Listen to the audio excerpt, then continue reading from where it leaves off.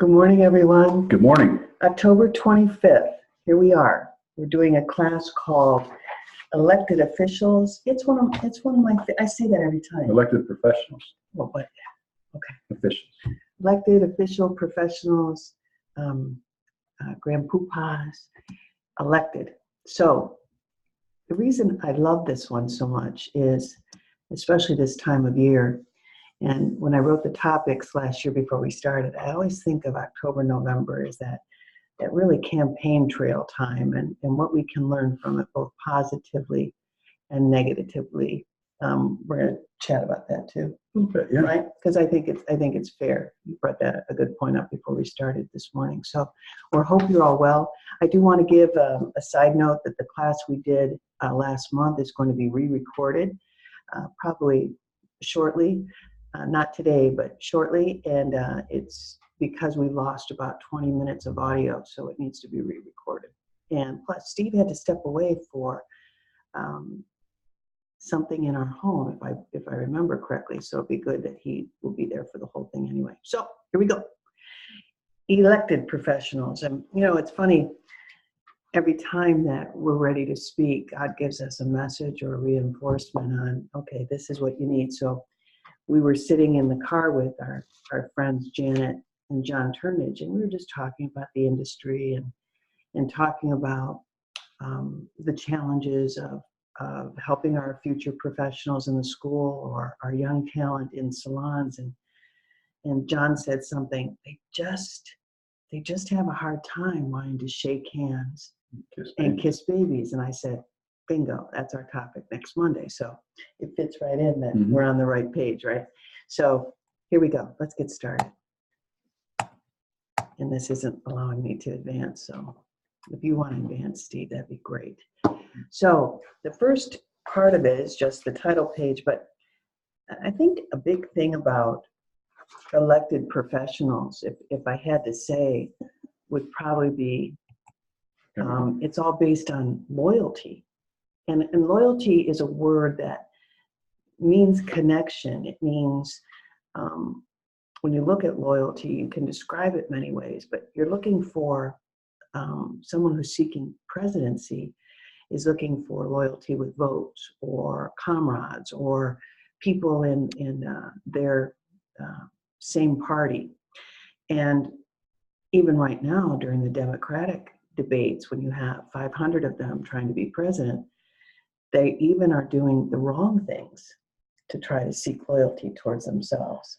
Well, and I think that's really what it is. I think loyalty is also about choices made when you come to a kind of why in the road, and people are looking for that loyalty to allow them to choose which direction to go. And I think that sometimes we see a negative example from our politicians, because they're really willing to do anything or say anything. Well, and sometimes in they're order coached to do anything or say anything, right? Yeah, but that can also still be positive, Okay. because the coach is trying to motivate. And I think sometimes our politicians are trying to tear down.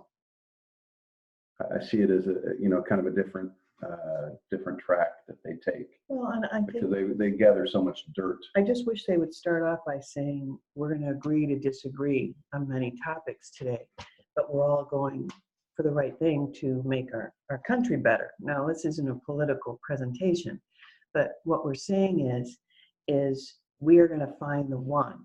We're going to find that right candidate that we can support because our beliefs and our values all align, or we're very much more alike than we are not alike.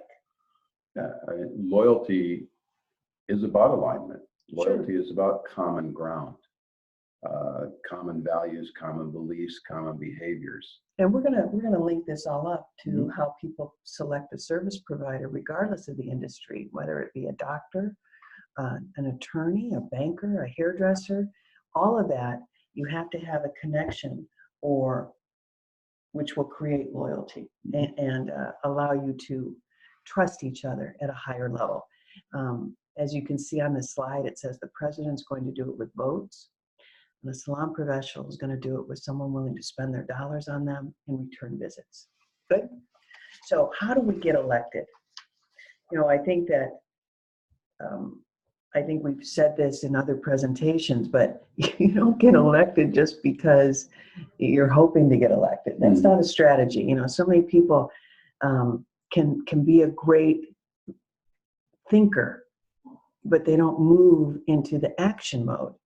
And this has a lot to do with what are the action steps I have to do to become elected as a beauty professional. You can't wish it to be true. Gosh, I wish I was more busy, or gosh, I hope to get more busy. No, you have to work it to be true. What are your strategies are going to be? And that's what we're going to talk about today. I think a lot of people have great intentions. They went through school, they're practicing, but now we have to execute it. And the way we execute it is putting ourselves out there. If I had to say to someone, and I'm sure it's said to candidates all the time, how badly do you want to be president? And what are you willing to do and to risk?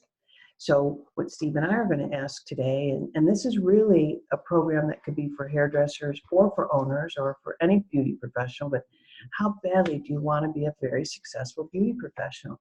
And what are you willing to do and risk to become that? And think about the word risk. Risk could mean change, shift, not follow the crowd. What are you willing to do to accomplish what you want? And risk is anytime we in our profession step outside our comfort zone. Sure. Because we're risking that rejection. Anytime you meet and greet a potential guest, you're risking that. But at the same time, the greater the risk, the greater the reward. And in this case, the more you risk, the more opportunities you have, the more at-bats you have, the more you put yourself out there, the more that you have the opportunity to receive in return. All right. So now let's talk about the character involved, whether it's being a politician, and some of them have had shady, salty histories, and they hope to God they don't come up and surface during the election. But let's define and live our character. What's our character, and what do we want the customers to enjoy from us? It's our standards of excellence, how we carry ourselves, and what we're known for in the salon, in the community, with our teammates, with leadership. What is our character? And I don't know.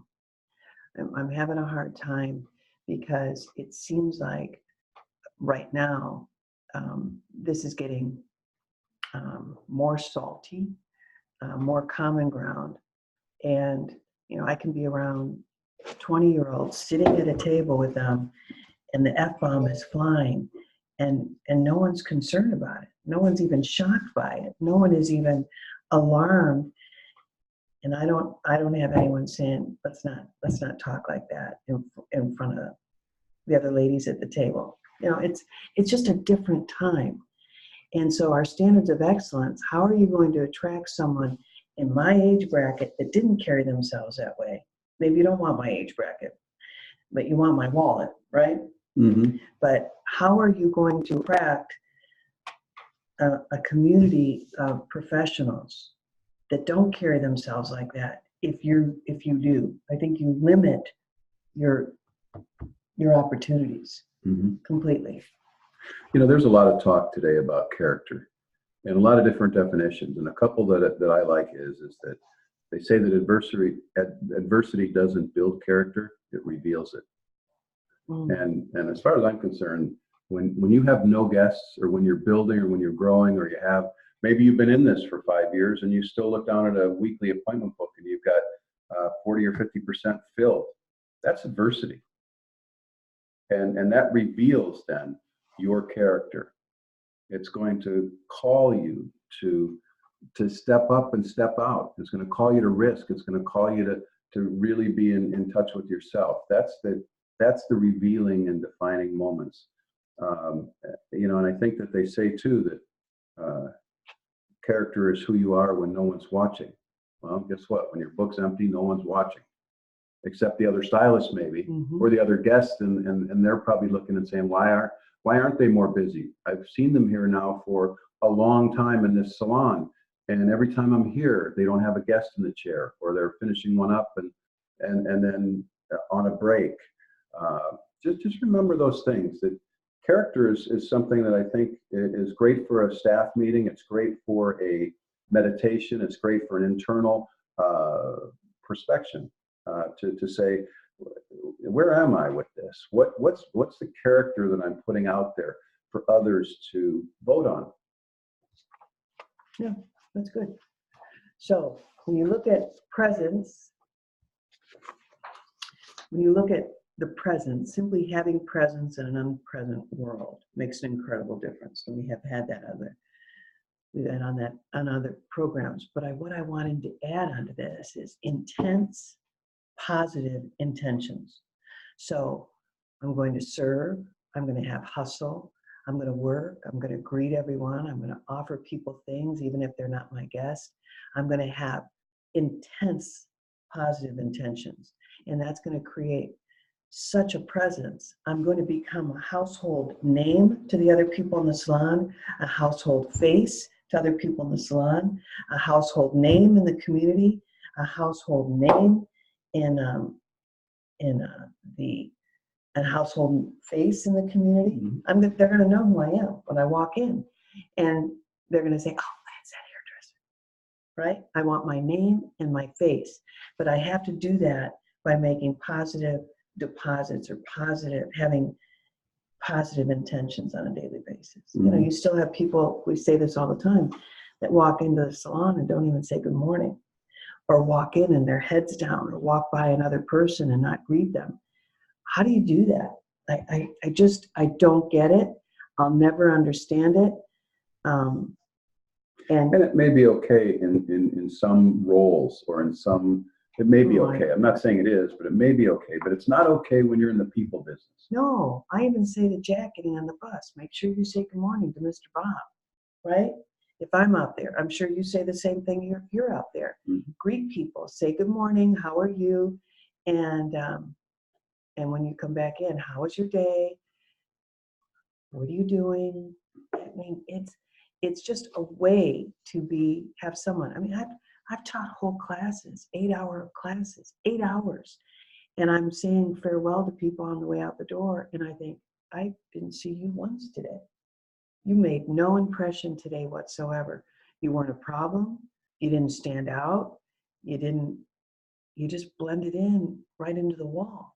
Yeah, it wasn't a negative impression. No, it was no impression. It's just no impression. And that's difficult in the beauty industry to create momentum if you don't make impressions and have positive intentions. Okay, so everyone knows these things, but does everyone practice things? You know, you need to show up and you have to look up. And what I love about the candidates is they put themselves front and center to meet and greet the people. You know, they have a campaign manager that says, this is where we're putting you today, this is the schedule, these are the stops you're going to make, these are the amount of people we want you to see. And here's the line. Can you imagine a presidential candidate sitting in a building, hope people walk in so he or she could introduce themselves, right? Yeah. That's never going to happen. happen. No, it's not going to happen. But we do it in salons every day. Mm-hmm. We're in salons, we're there in the building, hoping someone's going to walk in. That's why I put the word walk in. Mm-hmm. Someone's going to walk in and we can introduce themselves and say, I'd love to have you be in my chair. It just doesn't happen like that.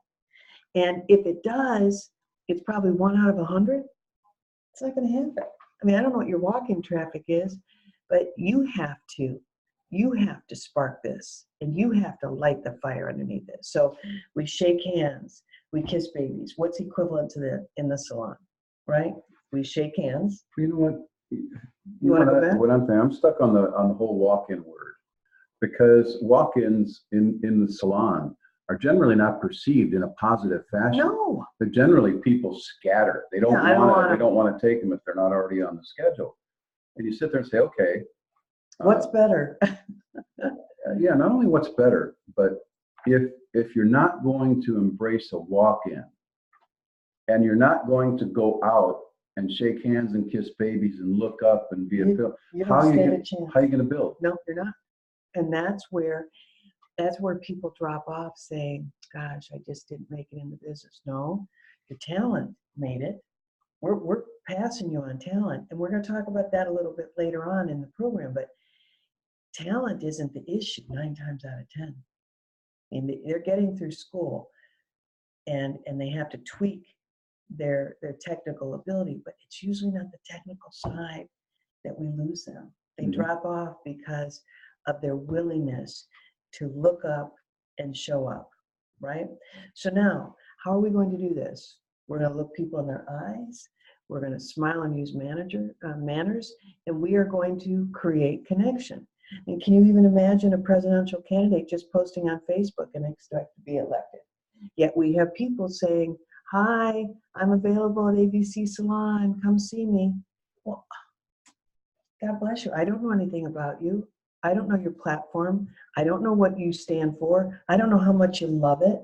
I don't know anything about you. Can you imagine a presidential candidate just putting up a few flyers and expected to be elected? Just plaster them up around the city and they think that's enough. No. I mean, there's sometimes I see big posters. I think it must be a prerequisite, posters, and put them in the yards, but I've never met anybody. I've not seen him at Jewel walking around and greeting the people and talking. Yeah, poster gremlin. So think about this. It's all about the connection with the people. And I know confidence comes in time, but you've got to have a starting off point. And my encouragement would be find someone in the salon, a mentor, that would say, please allow me to take you around town and introduce you to some of the businesses and such that I have a reputation in already, right? Take advantage of it. It's not going to happen just by saying he or she is ready now. Well, you know, and I want to back up a little bit to our week this week, because we started the week not only at a school summit and a great class that we took on happiness called the Orange Frog, but after that, then we attended Dancing with the Stars. And you know what? It just, when you are a student, you're a student everywhere you go. Oh gosh. And I think that from the second we walked in, from the second we approached the building from the outside, I was watching people, as you said earlier, with that intense intention. I wanted to learn. I wanted to see the whatever was there, and we did see it. I think back to we were there in support of Hannah Brown, who is the daughter of dear friends of ours, Robert and Suzanne Brown. They're hairdressers. They're Paul Mitchell school owners in Alabama. And many of you already know this and know. Roll Tide. Yeah, well, I'm a Clemson fan. Sorry about that. But anyway, I wanted to tell you that she was also the Bachelorette, and that show's been around for a while, and people have been on that show. But there's an interesting thing that's taken place, and that's that she has campaigned in the public eye for a long time. I remember when Terry first saw her on The Bachelor, she said the camera likes Hannah. Well, yeah, the camera is drawn to her contagious smile, her contagious personality, her eyes that just light up, and the camera's drawn to her. And I would write Suzanne and Robert and say, I can't take my eyes off of her either. And she is, the camera loves her, and she's getting a lot of screen time, as she should. And this is when she was just one of the contestants, yes. And then when she was selected for the Bachelorette, I said the same thing. Camera loves her. She's going to grow a lot. She's going to get very comfortable in front of the camera where she wasn't before, and watch her growth and her self-confidence. It's going to take a leap of faith for her to stay in, because, you know, that show is scripted and there's a lot of things that happen behind the scenes, but her growth, just her growth, was absolutely obvious for us. Well, and fast forward to Monday night. Mhm. Here we were, just a taping, a live taping of the a live event of Dancing with the Stars. And I watched, and there were a handful of couples, but specifically when Hannah came out and there was downtime, there was time when it wasn't, camera wasn't rolling. She and her dance partner were practicing while the others were standing there, waving to the crowd, posing for pictures, etc. They were in the background, just on a handful of moves, dancing and twirling and doing this, because again, that's the MO. They were serious about what they were doing. The other thing is that her smile never did leave her face. Whether she learned that in the pageants, whether she learned that, I don't know where she learned it. Oh, she smiles when she's happy. She smiles when she's not. Right? But yeah, It's she's there, always, and it's authentic. I could give my best smile and it wouldn't look anything like Hannah's. I can guarantee you that. It's just I don't have that same makeup as what she does, and that was impressive. It was really, really impressive. The other thing is that they're competing for votes. There's a part that's the judges there, but there's also a live voting that goes on during the live event, and it says who's saved and who isn't, who goes on to compete again in the next week. And I'll tell you that, in my opinion, Hannah she's a beautiful girl and a beautiful dancer, but she's benefiting from the fact that she put out there her value system and her beliefs while she was on Bachelor, while she was on Bachelorette, any TV show that she's been on, whether it's Good Morning America or etc. She talks about her beliefs, and what that's translated to in today is connection with her fan base. And if she puts a tweet out there, or if she puts a Instagram post out there, she's got hundreds of thousands of views, likes, and shares. So those same hundreds of thousands of people are voting when she needs the votes because she shared from what's inside of her. So I guess my point is this: she's being rewarded at a high level for accentuating some of the things that we're talking about right here on this webinar this morning. It's if she wouldn't have put herself out there, if she didn't shake hands and kiss babies, if she didn't have that smile, if she wasn't looking for support, it just wouldn't naturally find her. She made it happen, and so do we all have to make it happen to get those people behind us and want to be part of. We'll join along. People are joiners. They want to be part of something, but we've got to give them something to be part of. Okay. Can't forward. All right. So when you look at the connection side, There you go. I'm looking at the screen too. So when they are aggressive, and please don't take that word as negative. When you're aggressively engaged, you're leaning in to every opportunity. You schedule to meet people or host people, and a schedule to be present in the community in the right ways. Realizing that when you're in a family event, a sporting event, community celebrations, and the list, charity events, high traffic establishments, schools, weekend programs, volunteer. Okay, but let's put this into application. Let's say I'm going to a family event, right? Maybe you announce, hey everyone, we're having Friends and Family Week the week of November.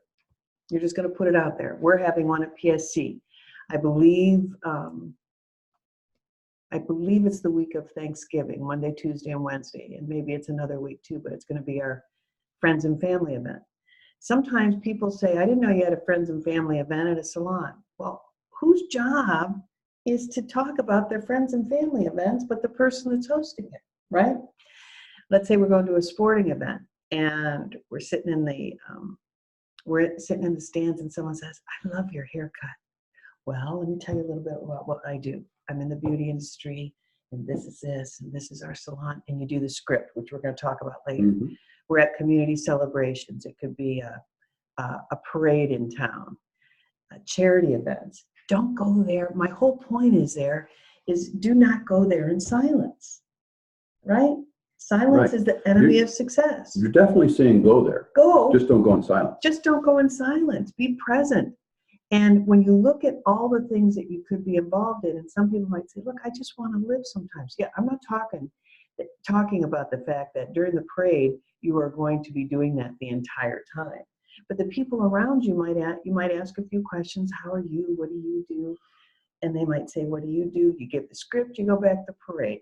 But you make sure you are going to actively lean into what you're trying to accomplish by making those connections in the community, right? Absolutely. Okay. So you may be saying, which I can hear you, who has time? Who has time to do all this? And you know what? Here's the whole point. I'm going to be a little mouthy here, but when you're not busy, you do. Right? If you're not busy behind the chair and fully committed, then you have time to do this. And ask the question too, are we really busy? There's a phrase that says the work expands to fill the time allotted. Well, there's One person is busy if they see 10 or 12 guests a day. Another person is busy if they see 3 guests a day. Well, I think the other thing is people that go to work because you're there somewhere, you could be there 10 hours, just like Steve said, and accomplish nothing, but you were there for 10 hours. Make sure that there's always a return. Don't just show up to be there. Show up to produce results. And I like to think about that. There's a lot of talk about ROI, return on investment. And you know, that may work for businesses and big businesses, but what works for an individual is their return on effort, ROE, their return on energy. It's another ROE. But you're getting that. You might not be measuring it, but if you're getting what you're putting out there, that's a law of nature. If you're putting out very little effort, you're going to get back very little. Well, I think that, I don't know how to say this. You know, the next line says, gosh, I want a life. Well, what kind of life do you want? And how can you be committed to working on all this? I mean, women are the worst on beating themselves up. I need to be home. I need to be at work. I want to enjoy my work, but it's at the expense of my home. Wherever they are, they feel guilty where they're at. And this is a difficult thing to talk about because that whole work-life balance, work-life balance, guilt-free should be added to that. Because what's hard is if you think about making deposits or hosting an event, sometimes we're talking about an hour and a half, right? Who has an hour and a half in their week? And I always say, could we find it if we had to? Yeah, a funeral is definitely proof of that. As soon as someone dies, we find time. If someone takes ill or there's an accident, we find the time. It's just our time management is so bad into creating the life that we want. You know, we can be on the phone 3 hours and say we didn't have time to accomplish anything today. You know, that's hard to stomach when someone is on their phone most of the day, but says they're not busy. You made a choice there. You know, no one has a life. I mean, I'll tell you right now, if you really read what the campaign trail's like, thank you. When you really read about the campaign trail, no one has a life during that. It's about the goal of being elected. And then here's the thing. It's when you're building in the salon, if you do it the right way till you build up to those 200 people, you tell people, this is going to be the hard time. Once we're there, then we can bank on it. We can create a schedule that we can live by. This is going to be the tough time. Can we do that? I mean, after you create, then live the life. Live and live, right? But right now, we have to create it. Because when you're not busy, it's almost creating depression. And in depression, you lose confidence. And sometimes you don't know how to get out of that rut, right? So to make the boat go faster, and the challenge of doing this, the way in which we display grit is how we think about the challenge of creating traffic and creating customers, how we are going to serve them when we meet them, how we're going to prepare our dialogue and our service steps, How are we going to respond if it's not going well? What are our action steps for that? All of this has to have a plan. And these are the 4 things. You can think about something, but what's the plan to go behind it? So many people want to just throw ideas out. Okay, that's a great idea. Where are we going with that? What are the action steps to create that? So remember, the difference between good and great: good never gets tired, or good gets tired, great never gets tired, and great kicks good's tail when good gets tired. All right? So right now, we've got to figure out, and I love these campaigns. We must out domino Domino's, right? What's that mean? Is if Domino's the leader in the market, other pizza companies had to say, okay, we've got to out domino Domino's. Or the new campaign that is my favorite right now is there is no football without the hut, right? That's one of my favorites right now. Hut, hut, hut, hut. I remember my brothers saying hut, hut in the backyard when they're playing football. And Pizza Hut is flying with that. There's another, Chris Carter. He would be on a show that we would watch, and he would come on and he had a whole segment on, come on, man. And he would do the whole thing where he would talk about something he witnessed in football. And then, like, this is so outrageous, he'd say. And then he'd say, come on, man. I mean, that's not how we play the game. Come on, right? And so sometimes I want to say, come on, hairdressers, come on, spa people. You have got to put yourself out there to have a result. If you don't have it, you're the problem, because you're not risking to create, right? Okay. And remember, a little bit more than 50% of the people who could be guests in salon are not. So even the best of the best. What that says to me is there room? Is there room for you? And yeah, you, the very one listening to this. You. Is there room for you to be fully scheduled? Is there room for you to pursue your dreams, to have all the guests you need to make all the things you dream about come true? There absolutely is. Absolutely. And they're waiting for you. So when you look at this one, it's the trail magic with people that are going to get elected. We got to move a little bit. But we need to ask our family, our friends, the right friends, our neighbors, our colleagues, counterparts in the salon, leadership of the salon, schools where I went to school. Maybe they could help me if people are asking where I want. They're gonna lead them to me. But here's your trail magic.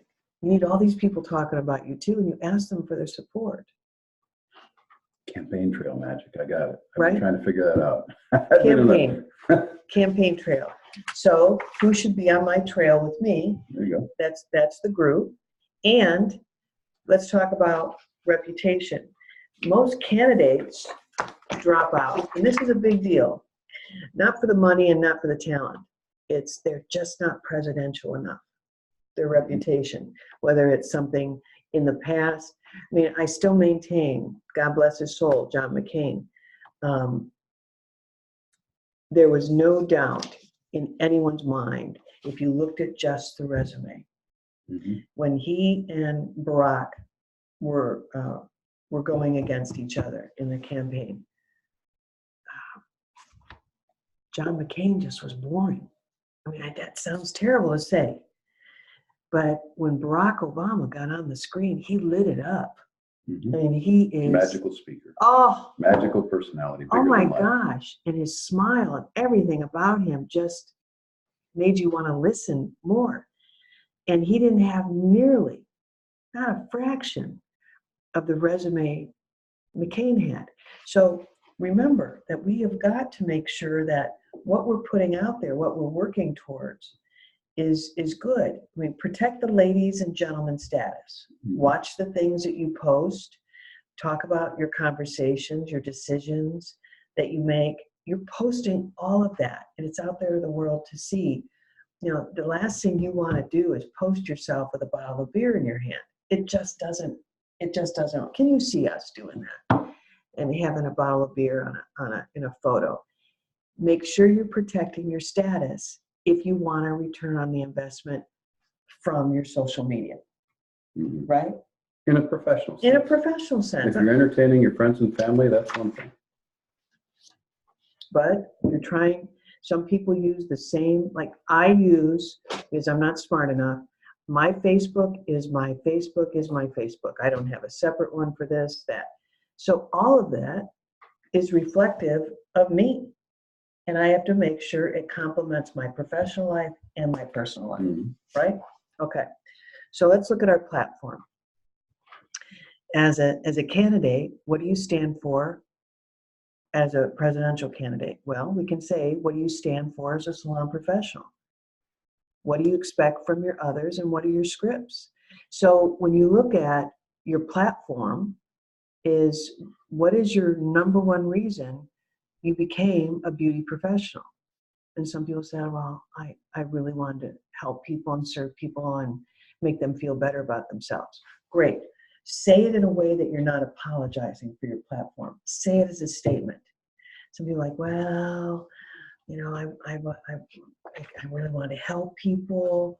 No, I got into this business because my love of taking care of people and my creativity aligned beautifully. There, that could be the reason. But what are your scripts? And most people, what are you scripts? I forgot the R.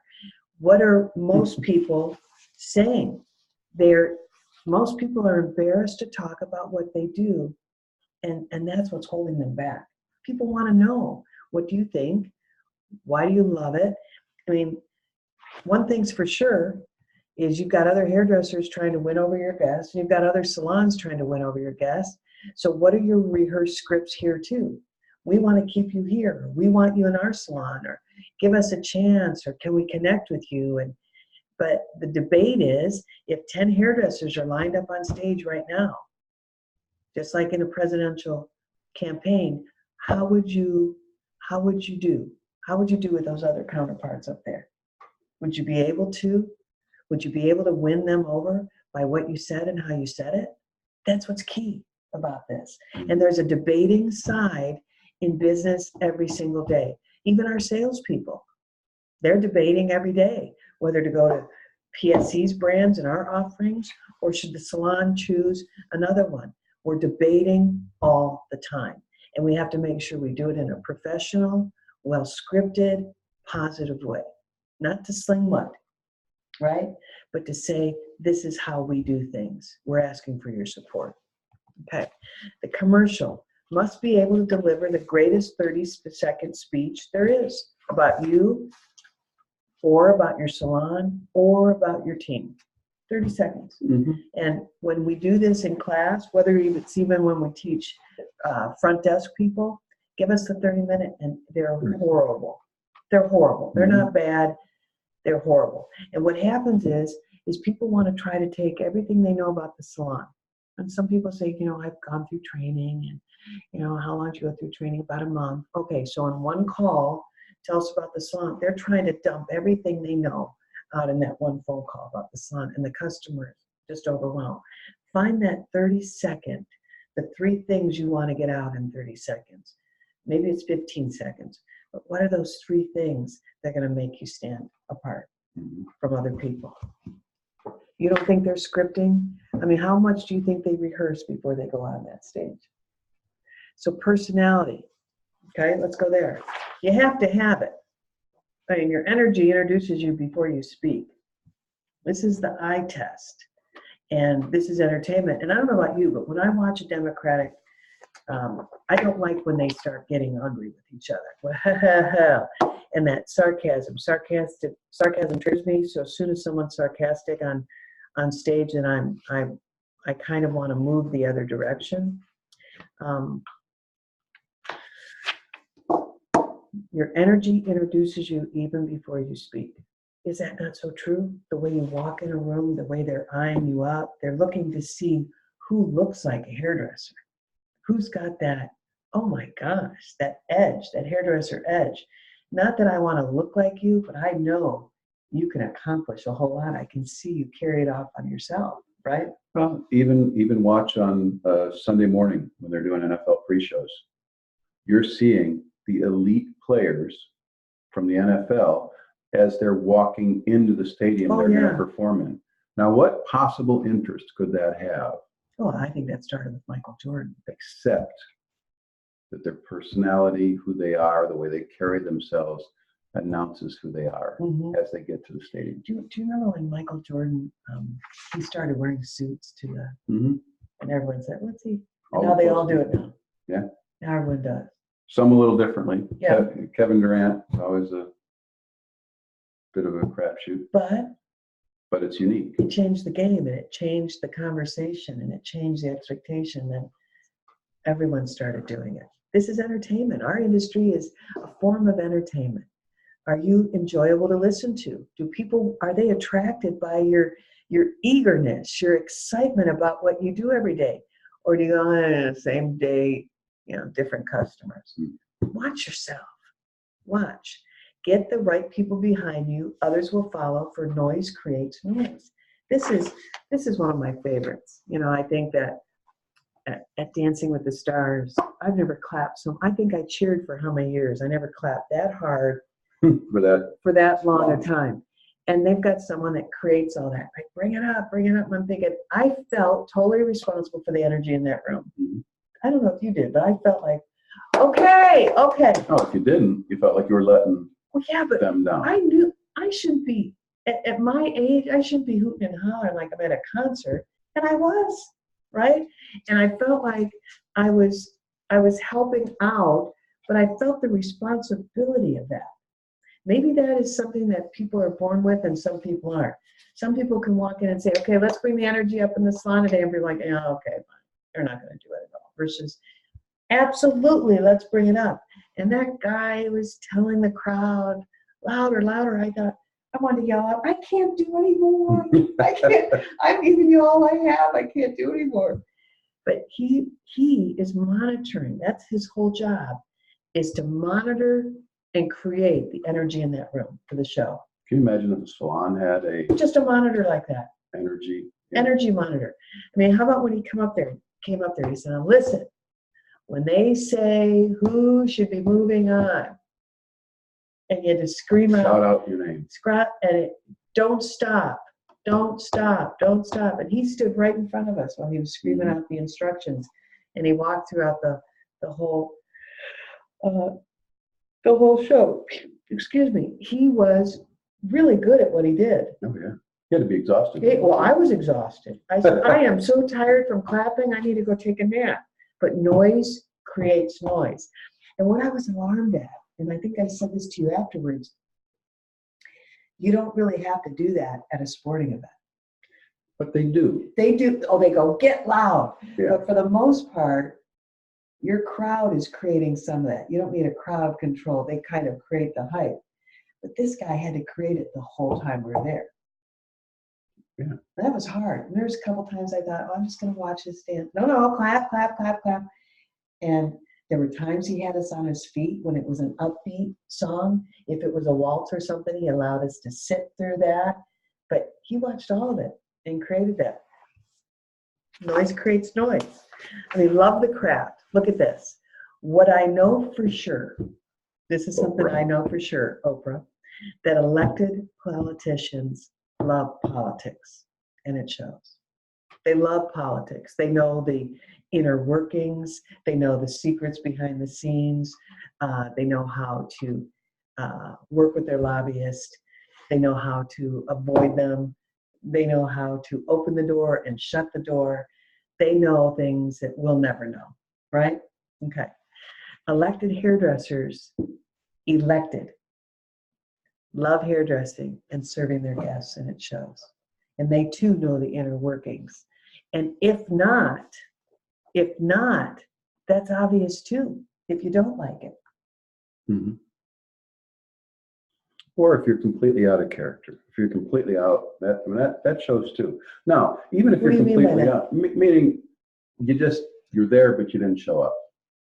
Okay. You're there, but you don't have energy. You're there, but you don't know that what you do next can influence your career in a huge way. Well, it's so funny because you and I have such intense presence in different ways, right? Just look at our differences. Mm-hmm. You are intense in the way you think, the way you protect, the way you walk in a room with a leadership way about you. I have some of that too. I'm just louder, right? I walk in, la, la, la. I'm not expecting you to do that, but look at our intensity is the same. It's just delivered in a different way. I don't want anyone to misunderstand that you have to walk in the room like a crazy person. That's not what we're saying. It's how seriously do you take this, right? You take it very seriously. I take what I do very seriously, and we come about it in a different way, but our intentions aren't questioned. Is that a good way of saying it? Yeah. Okay. So serving their guests, and it shows. It has to show. So you have to ask them for, is this the last one? Mm-hmm. Wow. You have to ask for and earn their vote, not just once, but over and over and over again.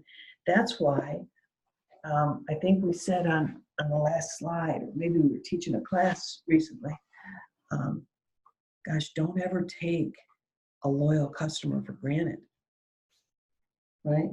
Don't rush them. Don't ask them to be understanding. Don't let them take what you do more seriously than you do. We were watching The Good Doctor last night. We were watching Monday's episode. We really like it.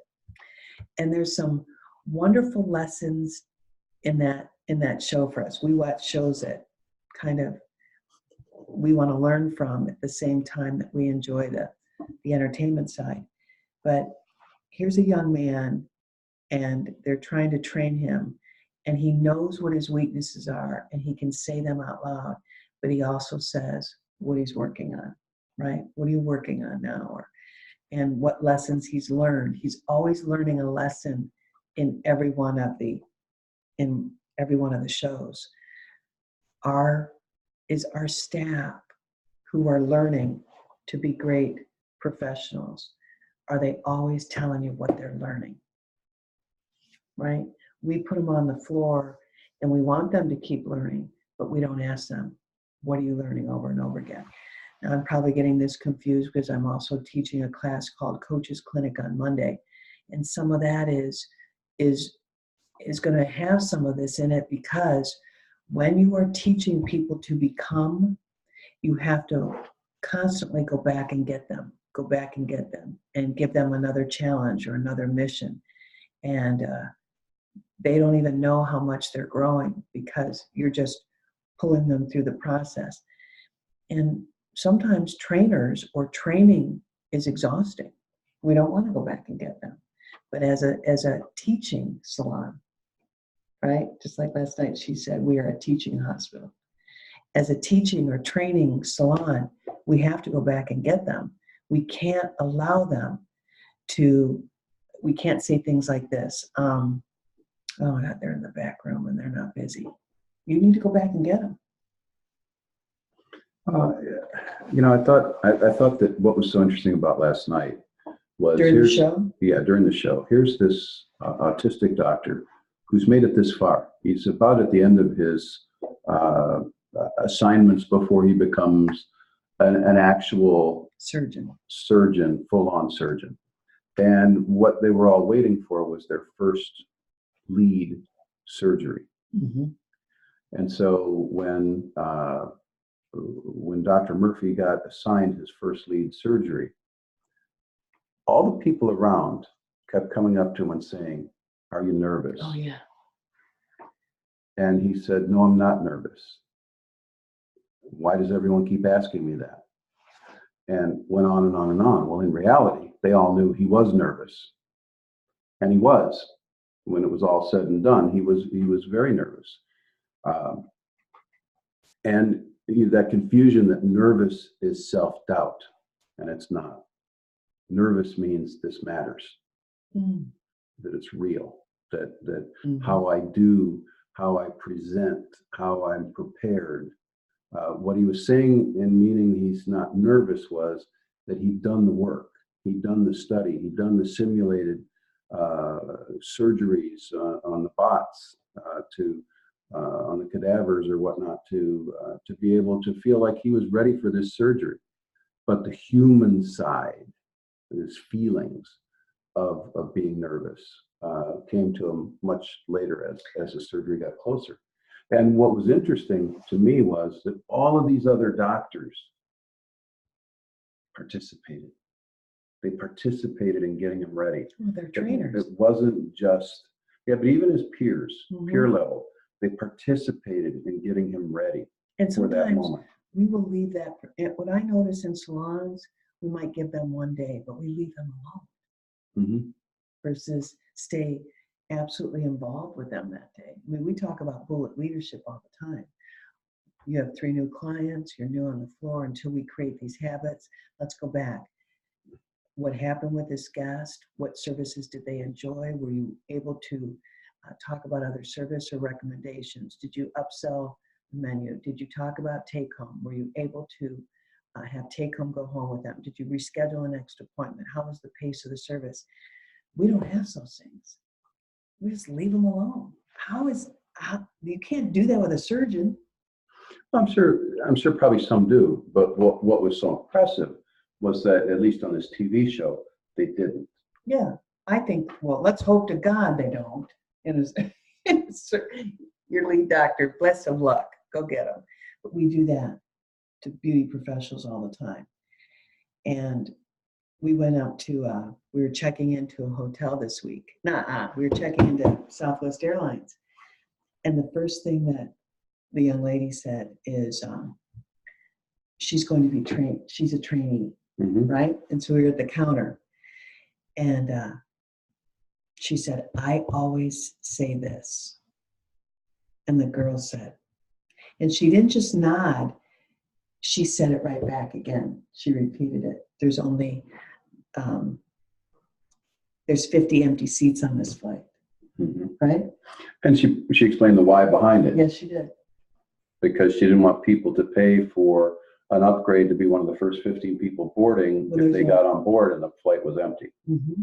It was really good. But Yeah. she gave her the why to make Mhm. her wise, right? Mhm. And it was really good just watching the interaction. And I remember I looked at the girl, and the trainer kind of winked at me, and I winked at her like, that's fine in front of us, Mhm. right? You know, we enjoyed watching it. But once again, we're always paying attention. Most people might not even notice that conversation. We noticed it and liked it and admired the work they did. Also, we got on a flight and we always connect with the flight attendants, always. So we were getting on the flight and she said, are you saving that? You're not supposed to save seats. I said, this is my husband and he's an A-list. And she goes, okay. And I said, I can stand right here. Why don't you just let me have your scarf, your Southwest scarf, and I can help too. She goes, okay, you help. You help greet the people when they come on. That's not hard to do. Right. To have that few minutes. And I think she gave us extra cookies or something during the flight.